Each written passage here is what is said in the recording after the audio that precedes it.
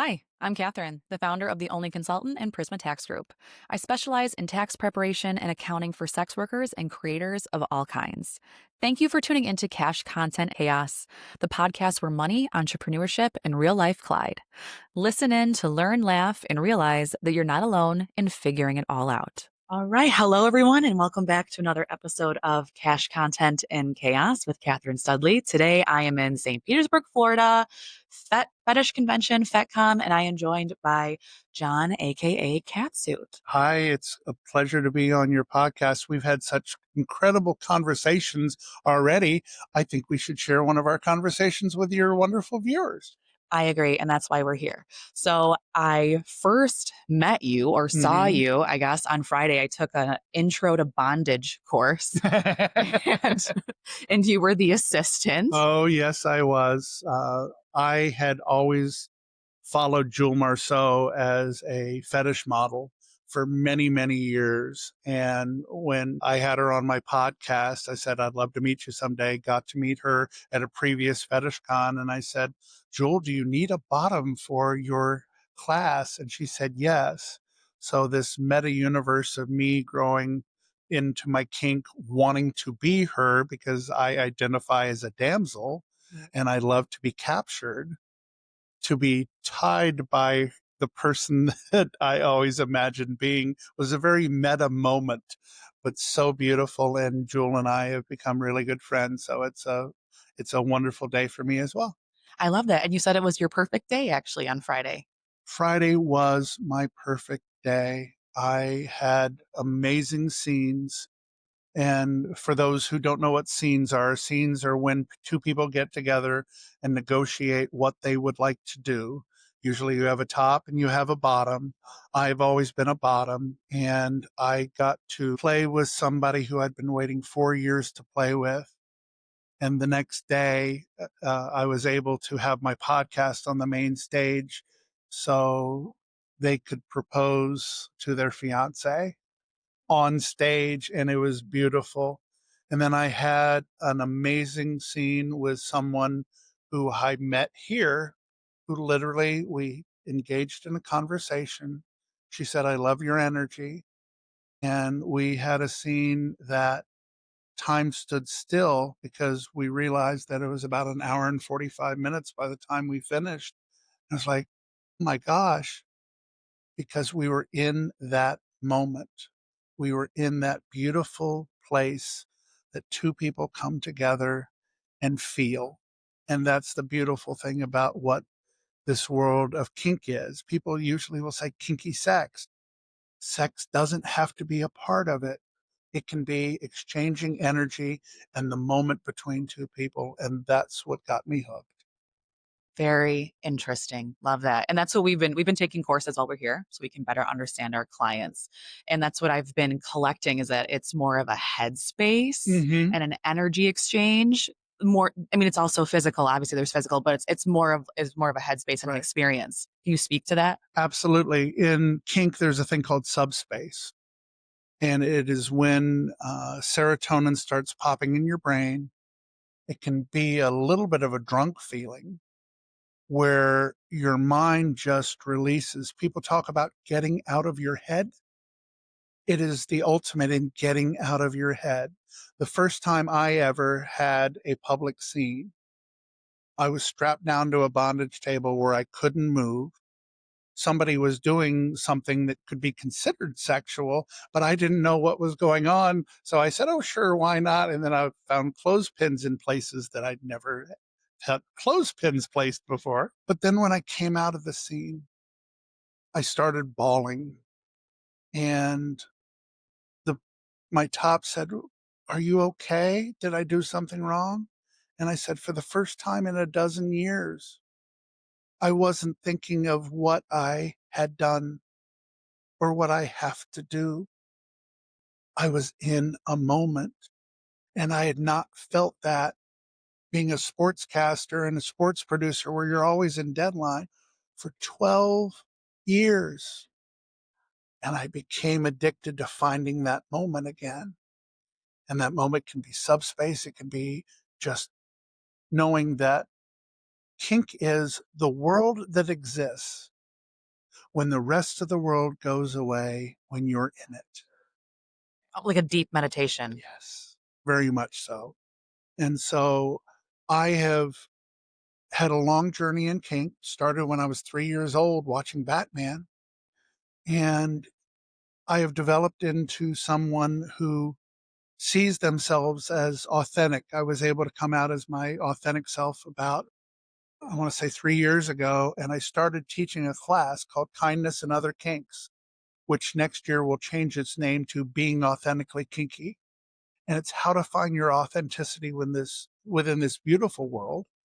And to promote that, I started a podcast 5 years ago called Authentically Kinky. The original title was What Women and Other Wonderful Humans Want. And somebody said, you don't have kink in the title, so help your Google stuff. We love And, SEO. and it immediately went to number one Yeah. when I changed it to Authentically Kinky. But it's the shame that happens when you go into kink, the shame and the guilt that you have. What happens if you can move that to the side? How much are you going to be able to just enjoy yourself? And so I started teaching this class, and I had no idea what the effect would be on the people that I'm teaching. I had a woman yesterday. I'm getting off the stage at the Superheroine Showdown, having just played the role of superheroine, which I love doing. And she said, I took your class 2 years ago. You're not going to remember me, but I took your class 2 years ago. In Catsuit, I wanted to tell you that you changed my life. I find myself so happy now because I know the place I'm supposed to be. I've had people write me emails telling me that they were on the brink of suicide coming to my class and were able to see themselves in a different way. That's why I do what I do. I want people to be seen. I want people to learn how to see each other because with the work that you do in judgment free zone, you have to get the person who is receiving the judgment to realize that the judgment isn't about them, it's about the other person. So, if I may, I want to teach one thing from my class. Please. Have you ever been called not normal or deviant or anything where somebody tried to put a label on you that was a cause for shame? Of course, we all have. We all chase normal. What if I said I could totally change your view of the word normal by adding 2 letters to it? The letters are MY. What is my normal? My normal is that I watched Batman when it originally came on, the same bat time, same bat channel. I actually was watching it when they would do that.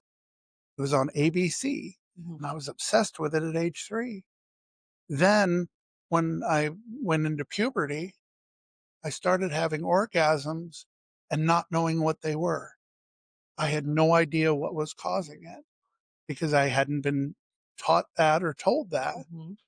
But every single time I was watching Batman being tied up, or Catwoman seducing Batman, or Batgirl being tied up, or Emma Peel of the Avengers, the original British show, not the Avengers that you all know. So the first 7 or 8 times, I didn't know what was happening to me, but I knew what was causing it. So by the time I realized what it was, that's what was turning me on. And when I started dating, I would go, God, I hope there were tights or pantyhose so I have something that I can feel. And that's my normal. No one else can live my normal. Mhm. No one else can understand or judge my normal because that's my normal. Everyone has their own normal, and nobody else lives it but us. And so when you can see yourself in that way, what is my normal? Your normal is never going to be my normal, and your normal cannot define what my normal is because only I have lived it. Yeah. Which is beautiful if you Yeah. look at it from a different perspective, right? That everyone is unique. And if you can step into your own authenticity Yeah. and your own normal. Yeah. And that's I wear catsuits. My fet name is Hi There Catsuit, and I'm also Hi There Catsuit on all the different social media. And that's not a plug, that's just an introduction. Um, I walked into a dungeon for the first time in Cleveland when I moved there, and I was wearing a catsuit, and somebody goes, "Hi there, catsuit." And I went, "That's my name."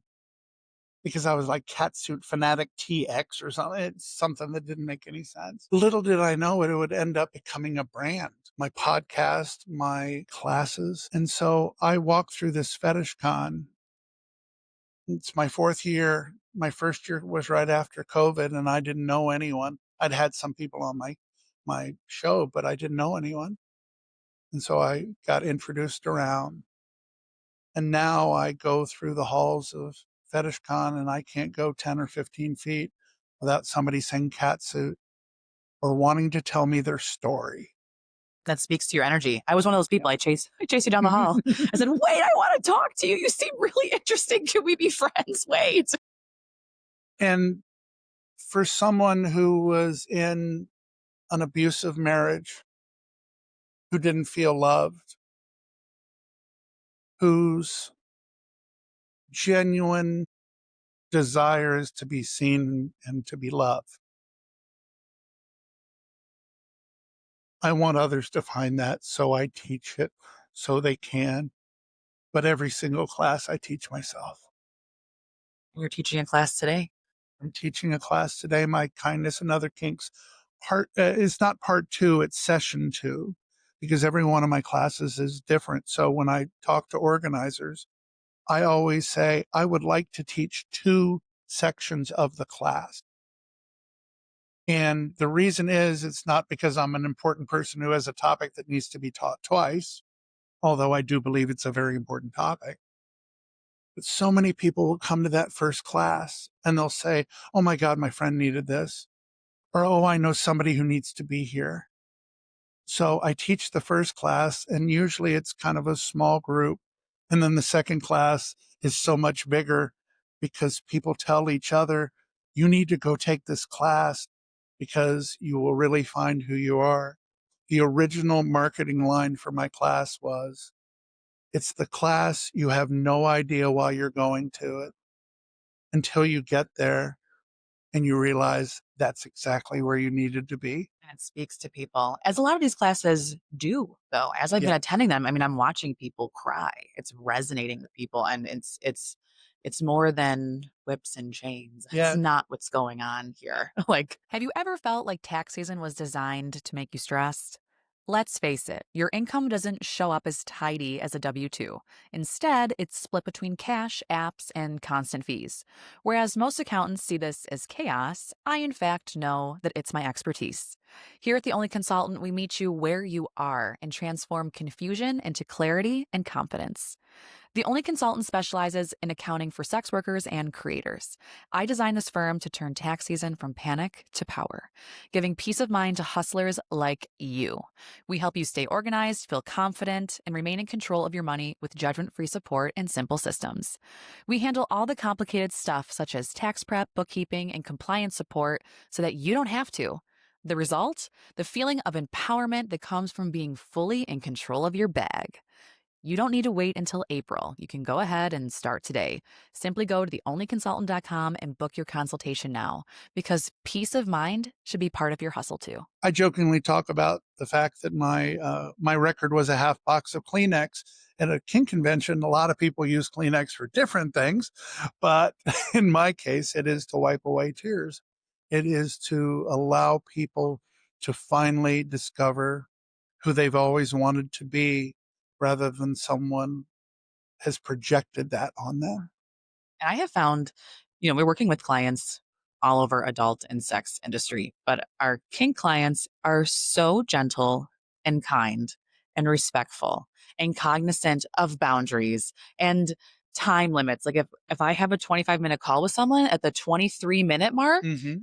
the client who works in kink is saying, "Hey, I know we're almost at the end of our session. Yeah. Just want to check in." I'm like, "Wow, like Yeah. what great people. Like, thank you so much for respecting my time." Mhm. And so it's something that I noticed about the industry, which is why I'm so happy to be here to learn more. And I can now now that I've experienced everything, it is true. I do find everyone here to be very kind and patient and welcoming. And Hmm. I'm not that spicy, right? And it doesn't matter. No one cares. I'm not being pressured. There's no Hmm. like everyone is very respectful of your boundaries. Like, okay, cool. We're gonna go do this. You're welcome to join or stay right here. And I can really appreciate that. It's because it's all about consent. Kink is consensual. Kink goes through negotiations. Kink goes through permission. And you're very much looked down on if you don't get the proper negotiation and the proper permission. But you talked about the kindness. I've been invited next month to go teach my class in a very unique event. It's called the Athens Femdom Gala in Athens, Greece, with over 125 of the world's top professional dominatrices all gathering for a celebration of female supremacy. So What an honor. why would I be invited there?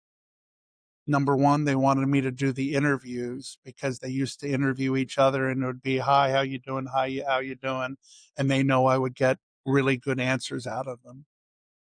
But they're also bringing me over there to teach my kindness class. So the first thing that the slaves and the subs who have come with the pro doms will go through a workshop with me of my kindness and other kinks so they can understand and be set up for having a beautiful time in this world of female domination. But then 2 days later, I get to teach the pro doms and remind them that most of them are some of the kindest people I've ever met, and remind them of the gifts that they give to others. And while it may be transactional, the energy that they give with their heart and the ability to put somebody in a place that they've always dreamed of being is taken away as life changing and things that can be in your heart forever. And so many times prodoms don't remember that gift side. So I want them to see their authentic selves because most prodoms are themselves turned up to 11, Yeah. but one is a character and one is their regular life. And I want to show them where they can be one and the same and take to heart the beauty that they bring to the world. As I said, it can be transactional, but the impact that it has, no pun intended, but an amazing kink pun, the impact that it has is so, so important for those of us who are on the bottom side. And then how does your conversation go with the subs and slaves? You are here in a role of service, but realize that when you give, it's a gift back to yourself, that you are providing someone that you adore, admire, and love things that they need and they want because it gives you joy to do so. I'm going to talk about a scene that I had, which was one of the very few sexual based scenes, and I'll do it in a way that is everyone can hopefully understand.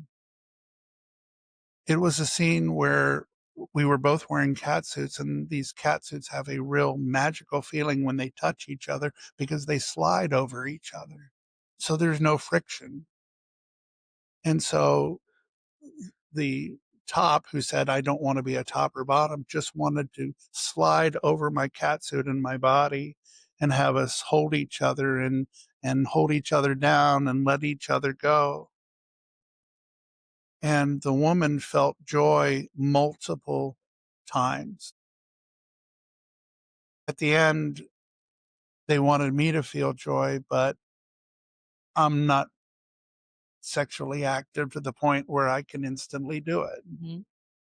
And they said, are you okay? And I said, the joy that I gave you tonight, the feeling that I gave you, the look in your eyes, the way you tensed up, the way you held me so tightly, the way you got totally out of control. That's my joy. So you gave me plenty of joy tonight.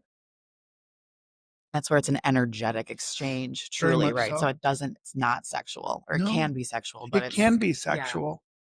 But let's talk about a time where you might be tied back to back with that same person and the same thing. It's the energy that goes between you. It's the friction that goes between you. When an impact toy, if an implement hits your bottom or your thigh or your back, when a flogger comes through, it's like going through a car wash, but the most beautiful car wash you've ever been, because it's taking you deeply into a place where you want to be. And people wonder about sadists and masochists. Why would anyone want to take a paddle thrown at such a high velocity? It's because there's a certain impact to it that makes you realize the absolute sting of it. But as it starts to go away, you're like, this is really nice. And then you have another one, and it builds and builds and builds to where you don't even think about it anymore. Now, people will always be conscious of not wanting to physically hurt, or even better, harm another. Yeah, let's talk about that. How do we prevent that in play and in these spaces? Good negotiation. Okay. Which is at the top, starting. Yes. Know your limits.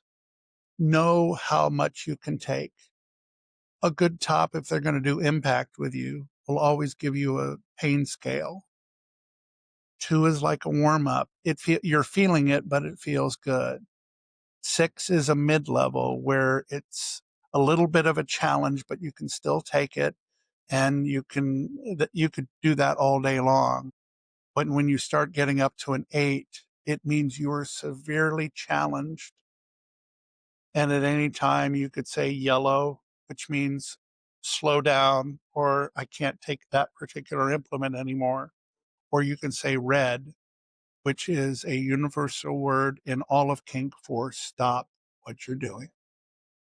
Got it. Good Eh, to know. that's how we're able to do that. So when I play, people will start playing with me, and I'm going, we're not even to a 2 yet. And they're like, oh, okay. So they ramp it up a little bit. I went, we're there.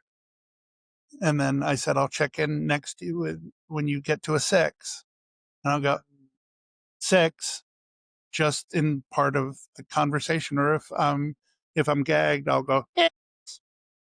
But it's the communication, one Yes, way or another. If it's a wiggle of the yes, toes, wiggle of the yeah. fingers, do blinks. Or in the case of when I played with Master Trinity, I literally was in my bonds with my thumb straight up in the air, and I held it that way.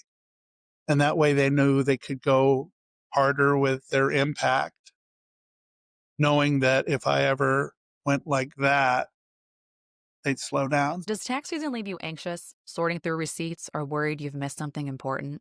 You're not alone. And that's exactly why I created the only consultant in Prisma Tax Group. My goal is to meet you where you are and give you judgment free solutions that make financial management simple, clear, and stress free. At The Only Consultant, our services go beyond just tax preparation and filing. Taking the confusion out of money starts with the basics, aka education and bookkeeping. We can track your income and expenses, which means you'll never have to scramble for receipts ever again, and you will fully understand what is going on. Additionally, I offer monthly subscriptions and ongoing guidance. With monthly support, you'll always have an expert in your corner, giving you real time answers, steady organization, and the peace of mind that lets you focus on your hustle and not the paperwork. We specialize in tax preparation and filing for sex workers and creators. When it's time to file, I handle your federal and state returns, maximize your deductions, and make sure the right forms get submitted for your unique income streams. The benefit? You save time, avoid mistakes, and walk into tax season feeling confident. Last but not least, we provide compliance and business consulting. So whether you need help setting up your business, staying compliant, or navigating something intimidating, I've got you covered. Instead of second guessing, you'll feel confident, supported, and ready to grow with someone who understands your hustle. And here's the best part. You don't have to do it all. You can choose the services that fit your needs right now, or let me and my team at The Only Consultant handle everything from start to finish. Either way, you will receive the clarity, respect, and financial confidence that you deserve. So if you're ready to feel in control of your finances, whether it's this tax season or all year round. Head to my website, theonlyconsultant.com, and click contact. Or you can always find me on social media, Instagram and TikTok at the_only_consultant. Click the link in my bio and contact me there. We look forward to meeting with you. So I got a tour of the dungeon yesterday Yeah. night, my first time in a dungeon. What a vibe. I didn't expect a DJ in the dungeon. That was the first thing. I was, oh my God, this dungeon's lit. Okay. Because the music takes you out of your head. Okay. I can You see don't, that. it's so loud because you don't want to hear the other people talking. And that's why it's so loud. Fortunately, being my age, which is 62, I'm a little hard of hearing. Oh, sometimes people would say, "How are you feeling?" And I would say, "Could you say that again, please?" What? What? Or as some Midwesterners say, "Sorry." No, Sorry. yeah, Let's talk about dungeon etiquette. So yes, I noticed you couldn't bring any drinks. Obviously, no yeah, photography. yes. What else? Don't get close to a scene that you're not a part of. Never talk to somebody who's in a scene. Okay. And that includes aftercare, meaning when the scene is over and the two people are cuddling, or even if they're just cleaning up the equipment, that is their time. Don't interrupt a scene.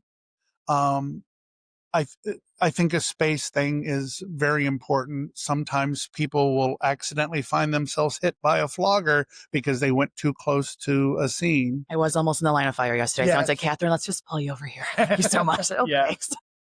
But the main thing is give people their space because it is their world that exists when all of you have gone away and they're in it. So that's the important thing to remember in a dungeon. And can you describe what's in the dungeon? Like, Yes. So there are different things to be tied to or different things to be leaned over on. There's a spanking bench that has places for your knees and your hands to basically open up your butt. It's a spanking Mhm. bench. There are St. Andrew's crosses, which are X's that are foundationally on the top and the bottom that have hooks to them. So you can put somebody's arms up and their ankles down and clip to the piece of equipment. There's also chain webs and bars that go across that people will do rope through and tie a web on you. There are also rope rigs where people will actually do rope and suspend you and create this beautiful world of flying. And sometimes they'll add impact to it, which adds that much more. My negotiation when I go into a scene is a song lyric. It's I want to be stuck in a moment I can't get out of. And that's what opens up the negotiation for me. It's not a list of I want this, I want this, I want this. What does that song lyric mean to you?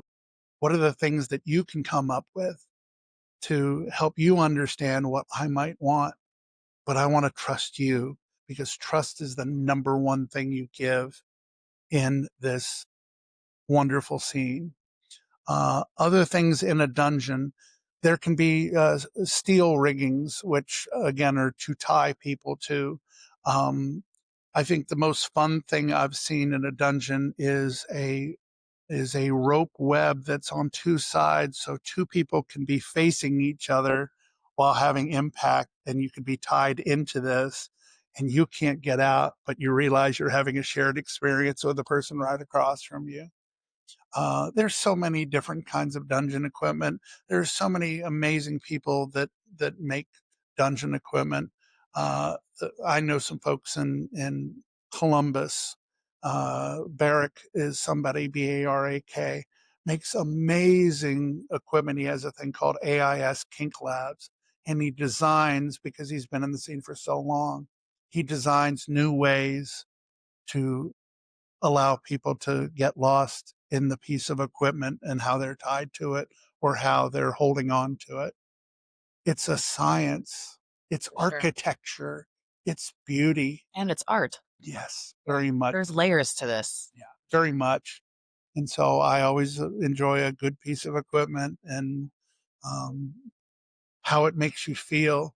So I'll walk into a dungeon and I will literally feel what the equipment is. And it sounds very meta, but I try to become one with the equipment and understand. And I don't have expectations about what's going to happen because they will always let you down.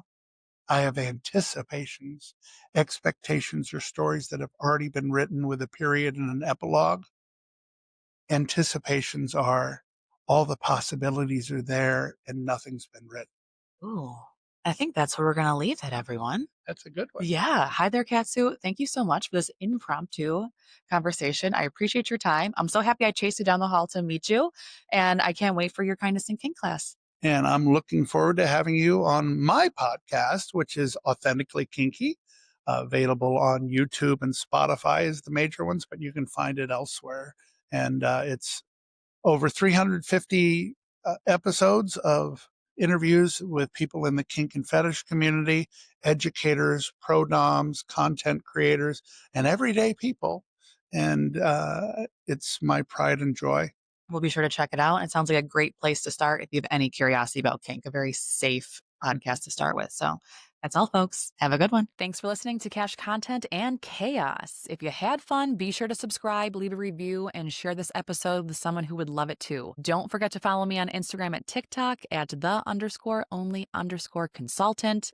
And I'm also on X at the Only Consult. I will be back with more real talk on money, entrepreneurship, and life to remind you that you don't have to figure it out all alone.